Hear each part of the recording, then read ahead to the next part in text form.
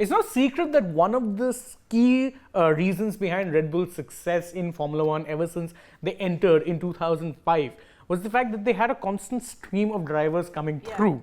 I mean, let's be fair, that was pretty much their model, and that is why even 1 year after they came into Formula One, they ended up buying a second team, which was then known as, Toro Rosso, now known as AlphaTauri, and it was seen as a great, initiative in many ways because, like, okay, you're giving young drivers a chance to step up, prove themselves, but now rumors are doing the rounds that Daniel Ricciardo could be set for a return to AlphaTauri. This is the same Daniel Ricciardo who's basically paid money by McLaren to stay away from Formula One, and not just that, he's pretty much in the later side of his 30s. So we thought, me and Gargi that is, that we would have a little debate on the fact that in recent times, considering recent history, has Formula One's or premier team in Red Bull, has their academy finally hit a standstill? Are they at the crossroads, or perhaps more importantly, has it failed? I mean, when you look at Red Bull's driver academy and I think they're just so inconsistent with who they bring in, and it's like fast fashion, Exactly. They take them in, they throw them out, they take them in, they throw them out. It's never consistent, I mean, except for Max Verstappen, and I think that Max Verstappen's stay at Red Bull had a lot to do with his father, of course. And that's why he stayed for so long. Also, he's someone who's showed a lot of potential. Early on, and he was, kind of the kind of guy who would really go after people. And Esteban Ocon has talked about it a lot of time about how Max is on the track. Yeah. And I think that's why Max has stayed a lot. But apart from Max, I don't recall a single driver. I mean, I can name one, Sebastian Vettel. He was someone. Vettel was another one who came through Toro Rosso. In fact, you'd remember that thanks to him, Toro Rosso won a race in Formula One before Red Bull actually did. So I think he's another success story. Ricciardo himself, by the way, same path. He came through Toro Rosso, first year in Red Bull, outperformed Vettel, who was the defending world champion in 2014. And, so there have been some success stories, but I think recent history, unfortunately, does not treat that academy, let's say, very kindly, because if you go back in time, the first time that you really saw cracks appearing was first in 2016. Why?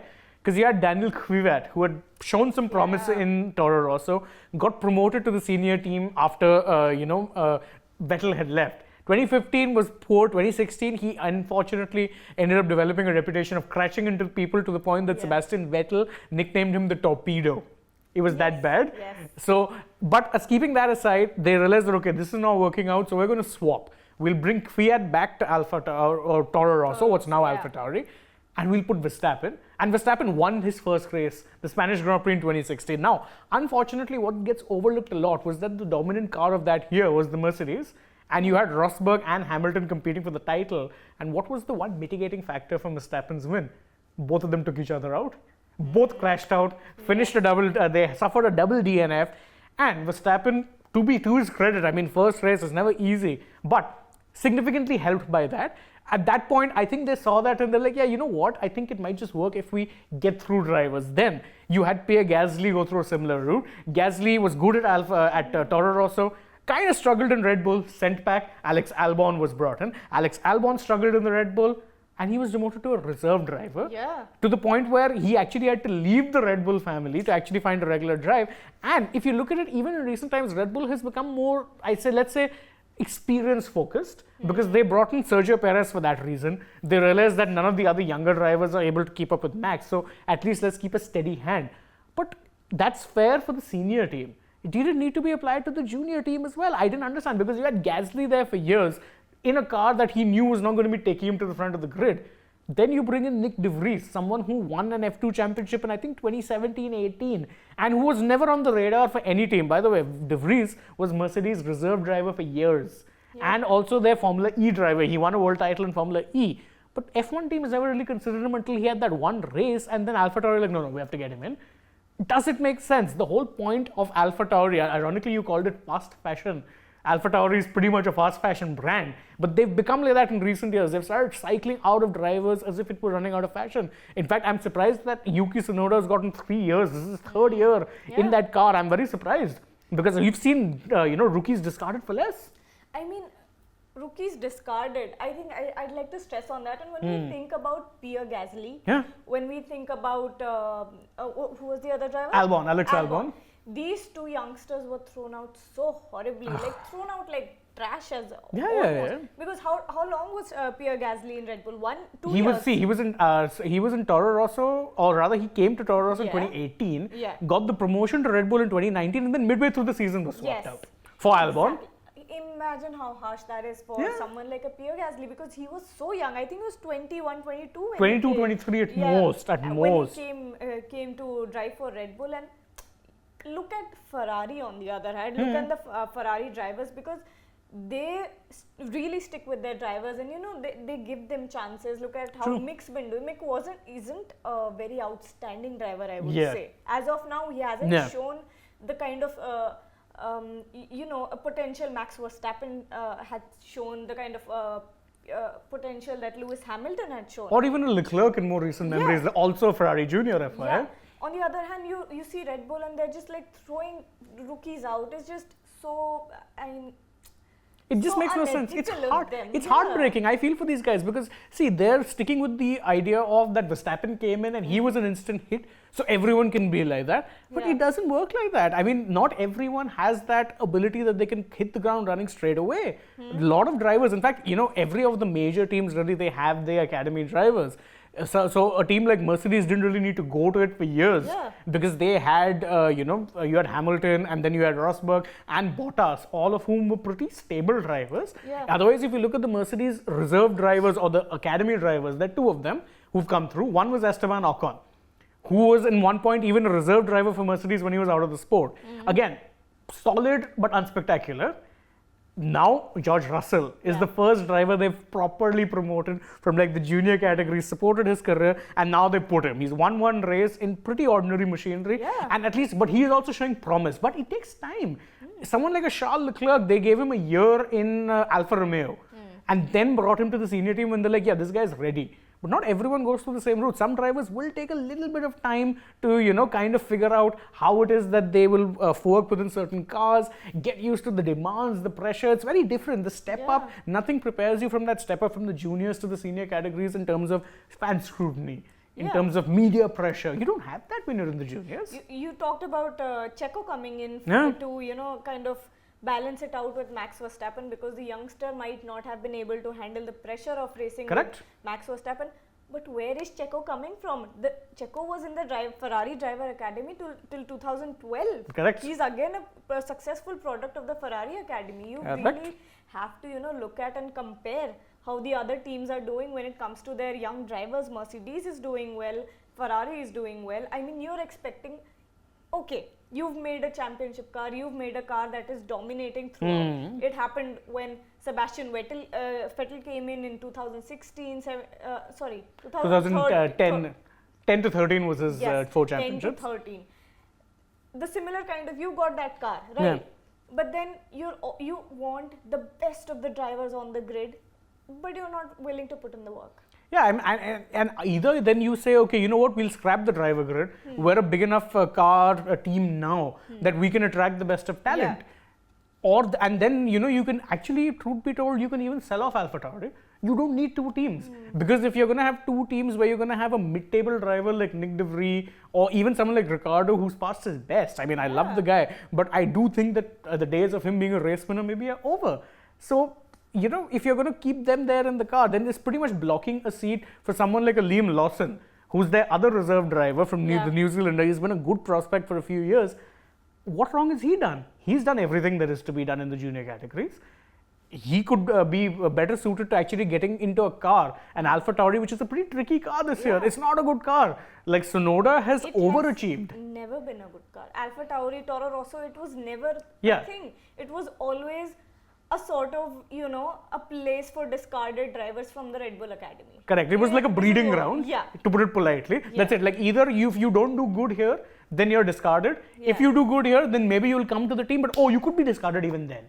So it's just unfortunate, and truth be told, it doesn't paint a very good picture that you've had this image for years of being like a team that promotes your drivers. And to be fair, I mean, if you look at the two world champions who have come through Red Bull, who have won in Red Bull, both have been their youth products, Vettel and now him. But where is that emphasis gone? Now is it a win now focus? Which I say fair. Then what is the need of an AlphaTauri? Do you need that team? You're best suited maybe selling that team to someone who's interested. Bring in maybe, I don't know, like an Andretti who'd actually be happy to run that team in a certain way. He's dying to get into F1, the poor guy. He's made it very, very clear. So then let him come in and run the team. Let him come and say, yeah, you know what, fine. I have my team now. I've bought my team, but I'm going to run it like a championship team rather than like a B team, to put it politely. Like much like to an extent a Haas is to, Ferrari. I mean, they buy every single part that they are legally allowed to within the rules, which is very unusual because it's like, okay, you might be allowed to do this, but you might not actually want to, but they do it anyway. So do you want B teams? Does it make for good Formula One racing if you have like a B spec car of a similar team who are just never going to be able to beat the other team? Is that good racing? I don't think it is. I mean, I think there have only been very few potential drivers who could have, won a championship. Dan Ticktum.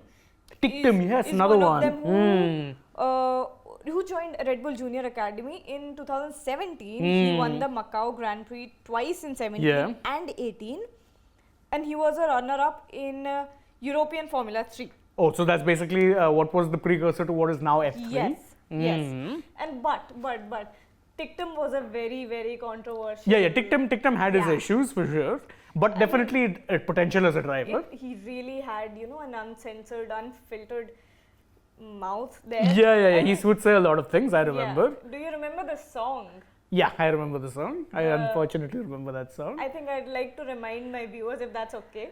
Yeah, as long as it doesn't feature any bad language, we're good. No. It's very mild, but it's harsh for someone who he said it about. I mean, in a Scooby-Doo song theme, it was Latifi he targeted. In that same jingle, He said Latifi is poo. I remember. And he was singing it on the car radio. I think that was really bad from Dan Ticktum, especially if you're trying to make your place in Red Bull. But the funny discarding out drivers like it's nothing. The funny part though is that you need to have a little bit of a crazy side to be a success at Red Bull. Remember, early days Vettel was hated for the amount of risks he took. Same can be said about Verstappen, and not just that. If you remember who it is that AlphaTauri were trying to get as their other driver before they had to settle for De Vries, it was Colton Herta. Now, for those of you who don't know who Colton Herta is, he's an American racer. He races in Indy, which is America's top series for like single seaters. And this is a guy who Lando Norris revealed had the nickname of Hooligan Herta back in the day. So again, I think they have that type. They like guys who are a little on the.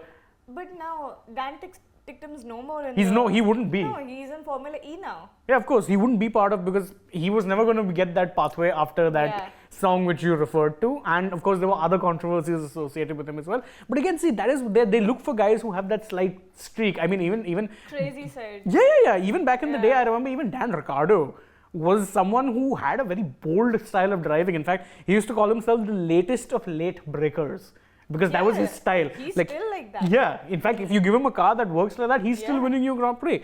But they like that. But the key is then if you want drivers like that, or then maybe you shouldn't invest in a Pierre Gasly.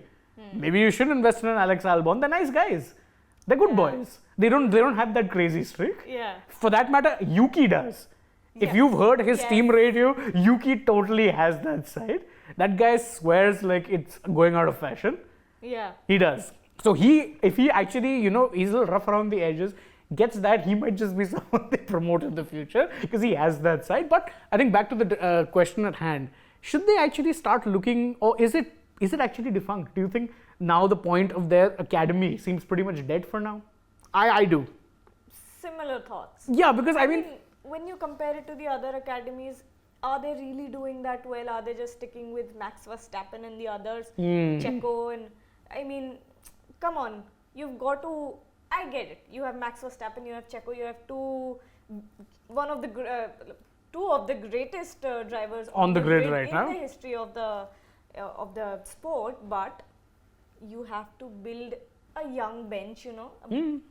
A cricketing term I just used. Bench strength. Yeah. Bench strength. Yeah, this is not a cricketing term. It's used in all team sports really. Is it used in F1? It's not used in F1, but it's used in sports like basketball, football. Bench strength. Yeah. Even American style football. Yeah. Who comes off your bench is very, very important. And truth be told, they don't have that right now, especially when you consider, if you look at the direction a lot of teams are going, pretty much all of them have one young driver who's like their own. So Mercedes has a George Russell. Yeah. Red Bull does have a Verstappen, but could have had someone else. A Ferrari has a Leclerc. Callum Ilott. Yeah, Callum Ilott, who's their Yeah. reserve. But I'm talking about the main drivers, the top two. Otherwise, even if you look, McLaren have a Lando. Oscar Piastri. Piastri is now part of McLaren, but he was a Renault Academy guy. Remember, he left Alpine last year and Yeah. ew, that was awkward. I remember covering that all the while. It was very, very funny to watch. Because it's like, oh my God, he's just like, no, I'm not driving for these guys. Yeah. But see, even he was another one who could have come through. They dithered on giving him the seat, which is why he left. Yeah. So, young drivers nowadays are hungry, especially if they've proven they have what it takes. A George Russell would have probably left the Mercedes time if if he didn't get promoted in 2022. Because he said, I've done my hard yards. I proved that I could be good in a car that was a Williams backmarker. A Lando Norris would happily fit in elsewhere if McLaren doesn't give him another car. Same with a Charles Leclerc. Same, for that matter, with a Max Verstappen. But they are looking to kind of groom their own, and I'm a little disappointed that Red Bull don't do that as often. I mean, yeah, that just brings us to the conclusion of our question Yeah. of if Red Bull Drivers Academy has failed, and we both think Kind of say that it's has. reaching that Yeah, point. It is reaching that point. It really is reaching that point, and it's unfortunate because they have a reputation. In fact, if you look at the grid even now, if you go through pretty much every, I think there are at least 7 or 8, as far as back as last year, who were Red Bull Driver Academy guys. Yes. So and it's they've all been discarded. yes. Yeah. That's the thing. If you look at a Albon, if you look at a Gasly, a Ricardo is another Yeah. one. These are all guys who've come through that academy. Till last year, you had a Vettel who, of course, chose to leave of his own Yeah. accord. But still, you had that talent line which was coming through. Now you don't really have it.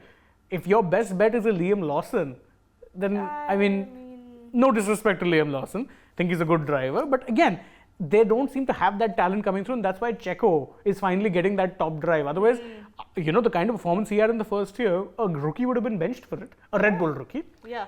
So I think that brings us to the conclusion. Both of us are shockingly in agreement that the academy at Red Bull probably not as strong as it once was. That could change, but will it in the near future? That's another story for another time.